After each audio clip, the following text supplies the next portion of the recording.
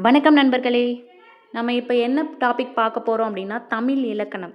தமிழ் இலக்கணத்தில் ஸ்டார்டிங்லேருந்து கடைசி வரைக்கும் நாம் வந்து பார்க்க போகிறோம். இதில் தமிழ் இலக்கணத்தில் வந்து எத்தனை வகை இருக்குது அப்படின்னா 5 வகை இருக்குது. என்னென்ன வகை அப்படின்னா எழுத்திலக்கணம், சொல்லிலக்கணம், பொருள் இலக்கணம், யாப்பிலக்கணம், அணி இலக்கணம் அப்படின்னு சொல்லிட்டு 5 வகையாக இருக்குது. இதில் நம்ம ஒவ்வொன்றும் ஒன் பை ஒன்னாக நம்ம பார்க்கலாம். ஃபஸ்ட் ஒன் வந்து எழுத்தில் பார்க்கலாம் பாருங்கள். எழுத்தில் மொத்தம் 2 வகை இருக்குது. முதல் எழுத்துக்கள், சார்பு எழுத்துக்கள்னு சொல்லிட்டு. முதல் எழுத்துக்கள் அப்படின்னா என்னென்னா எதையுமே சார்ந்து இல்லாமல் தனித்து இயங்கக்கூடிய எழுத்துக்களை தான் வந்து முதல் எழுத்துக்கள்னு சொல்கிறாங்க.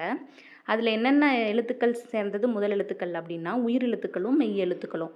உயிரெழுத்து 12ம் மெய் எழுத்து 18ம். அதாவது ஆலேருந்து அவு வரைக்கும் இருக்கிற உயிரெழுத்து 12ம் இக்கிலிருந்து இன்னு வரைக்கும் இருக்கிற மெய் எழுத்து 18ம் சேர்ந்து ஆக மொத்தம் நமக்கு 30 எழுத்துக்கள் முதல் எழுத்துக்களாக இருக்குது.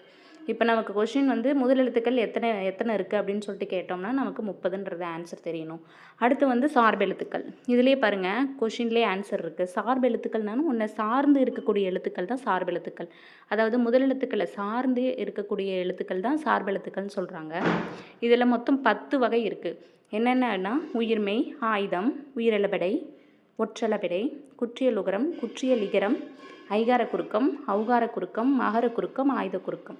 இந்த 10மே ஒன் பை ஒன்னாக நம்ம வந்து இனி வர வீடியோஸில் பார்க்கலாம். ஓகே, அடுத்த நெக்ஸ்ட் வீடியோவில் பார்க்கலாம். தேங்க்யூ.